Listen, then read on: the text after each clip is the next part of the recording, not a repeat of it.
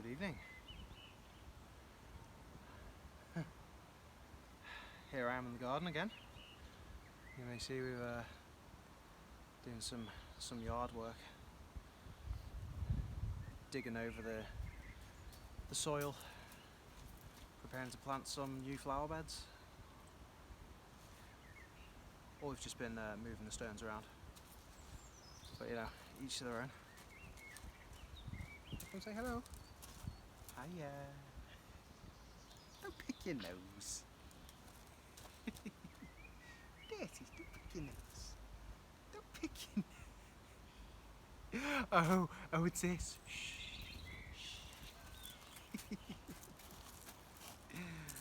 Okay, anyway. So yeah, today's activity has got me thinking quite a bit about the idea of planting and laying down roots, laying down foundations. And I'm going to follow on from the video I did last week on shamanism, or shamanic practice. And the whole idea of roots, cultural roots. Now I touched on it briefly last week, you know, the whole idea of cultural appropriation, etc. So again, we're talking anthropological terms when we refer to shamanism. So when we're talking about shamanism in the West, what people typically imagine, or what the first thing that springs to mind when people think of shamanism, is Native American practices. This whole idea of you know, the wise old chieftain with his you know, feathered headdress and you know, a rattle staff, and you know, calling the white buffalo and all that kind of thing. And whilst this is to some extent, thank you, we don't eat the stones, do we? No. Still. Whilst this is to some extent, you could say, an accurate depiction of some Native American tribal practices, it is indeed not applicable to all Native American tribes, and therefore to stereotype the Native American medicine man, as we call them. Well, as they call themselves as well sometimes. But yeah, the Native American medicine man, to this image that we have of the Native American shaman is a stereotype. But, you know, tying that back into shamanism anyway, when people think about shamanism in the West, that's typically what they picture. And this is, I say, only to a very, very small extent accurate. It's not widely. Shamanism, as I previously mentioned, comes from Manchu Tungus, who are kind of, you know, out towards Mongolia and Siberia and those areas. And they have their own cultural dress, they have their own cultural practices, they have their own spiritual belief system, they have their own mythology, their own deities. So if we're going to think of shamanism and the whole idea of a shaman, we should be looking at those tribes and what they do and how they dress and such things. But again, their practices are for them. A lot of these tribal communities that we end up taking wisdom from, the wisdom that we're adopting is actually meant to be a closed practice. It's meant to be for them and them alone, and therefore we're not adopting those practices, we're stealing them. So really it's important for us in the West to, well, for anyone really, not just us in the West, but for anyone, to look into your own ethnocultural roots. I think it's important for everyone to do this, be you know, white European, Scandinavian, you know, East Asian, African, Aboriginal, or indeed Native American, North or South, because again there's a massive difference between the tribes of the North Americas and South America. But yeah, that's kind of the whole point of this video, is the whole idea of if you're going to embark on a shamanic path, you need firm roots, and if you don't have those, your practice is going to be unsubstantial and kind of vacuous in a way. So for me, my draw, ethnocultural draw, is to the old Scandinavian and Western European practices, of which there isn't very much known anymore because of how widely accepted Christianity was over the centuries, and how broadly the systematic destruction of those old cultures was. But what we do know, I've studied, and what we don't know, I've filled in the gaps. And that's all that we can do, really. And it's going to be the same for everybody. If you look at native African practices, so much of that has been lost because of the transatlantic slave trade. And European colonialism within the African continent itself. So when you're trying to piece together those ancient practices, you're trying to reconstruct them in a way that is culturally legitimate. It is difficult, but what we can do is we can find those parts of our cultural history that we know for certain. Then we can look at the tribal practices of our immediate neighbours and find out the similarities there, and if they have elements of their practice that are missing from our own. And then you expand outwards from there. So in our case, in my case being white European, I look at British primarily, what we now call Druidic practice, then to Scandinavian, the Norse practices, and there are massive similarities, thank you, massive similarities between those two cultures and how they practice spiritually. Druidry and Seder are very similar, but again they have massive gaps.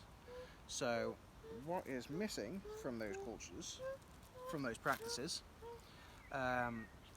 we can then look at the Slavic traditions, which surprisingly has quite a lot preserved in their folklore. So we look to the Slavic to fill in some of the gaps in the British and Scandinavian traditions, and then again further out from that we can go to pre-Hellenic Greek practices, we can go to old Persian practices, Egyptian, then into East Asian. If we look at practices of the Mongol tribes, they have remarkable cultural similarities, especially to the Norse, which I find utterly fascinating. So in the same way, if you're starting on your own path, you look at, you find out where your ethnocultural background is, your you could say genetic cultural roots, and then you focus on the ancient practices of those people, and then do your best to build from that. I think in doing this, you not only build a comprehensive intellectual or academic understanding of the practices, but you also have more of a personal connection to them. I struggle to understand how people in Britain and Western Europe can connect with some of the Amazonian tribal practices when they're centered so heavily around the indigenous plants and animals of that geographical area. It's like, how can we possibly claim to have a connection with Mother Ayahuasca when the plants that make up that particular brew don't grow where we are? We don't have the tradition of brewing that particular psychotropic substance. And there is a whole ritual around the creation of ayahuasca, not just the taking of it, but the creation of the potion as well.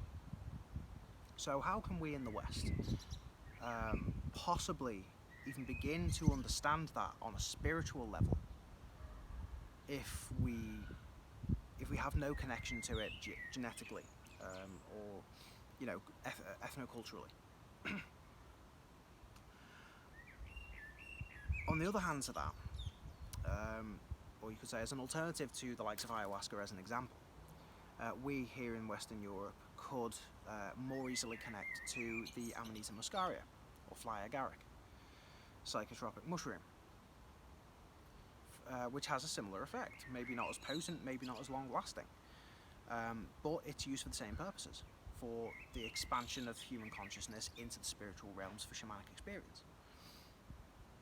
Or the Egyptians and the Greeks, they use the blue lotus, the fabled blue lotus. We don't actually know what it is, but we think it could be an acacia of some kind.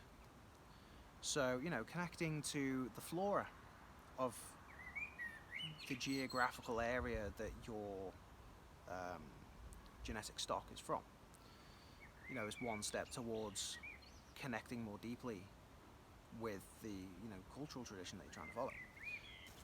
So 11 minutes. Okay, so I'm going to briefly talk a little bit about Cedre. I'll go into it more deeply in future videos, but briefly, it's you could say the Bronze Age or pre-Bronze Age spiritual practice of the Scandinavians and the Germanic peoples. There is some evidence to suggest that there were similar practices further west, in the likes of northern France and even into Britain at one time. And elements or echoes of Cedre are preserved in the Anglo-Saxon tradition, which was then of course brought over to the British Isles and assimilated into the Romano-British culture. So you'll find that whether you're Western Europe or Western European, British or Scandinavian, we all share a very similar sort of practice from a shamanistic point of view. It involves mostly the whole idea of trance work through chanting and drumming and rattling, going into a trance-like state in order to see out into the spirit worlds. Really the only surviving accounts we have of Scandinavian Cedre come from the sagas, primarily the saga of Eric the Red and the Little Volva, in which a seeress comes to the home and is asked to prophesy for the family. She asks if any of the women in the family know the Cedre songs, or the Cedre song. I think there's one song. And one young servant girl in the household says that she does know the song, and she chants this song, which is said to be very harsh in tone, whilst the seeress ascends a high seat called the Hildskjalf, which is taken from Norse mythology of Odin and his high seat from which he observes the 9 worlds. Whether or not this idea of the high seat, looking into higher realms, goes further back historically, before the well-known Norse gods came about, we don't know, or whether it's a more modern invention resulting from that mythology. In either case, yeah, it's this idea of ascending into a higher state of consciousness, and you'll see the same thing in the Greek tradition with the Pythoness.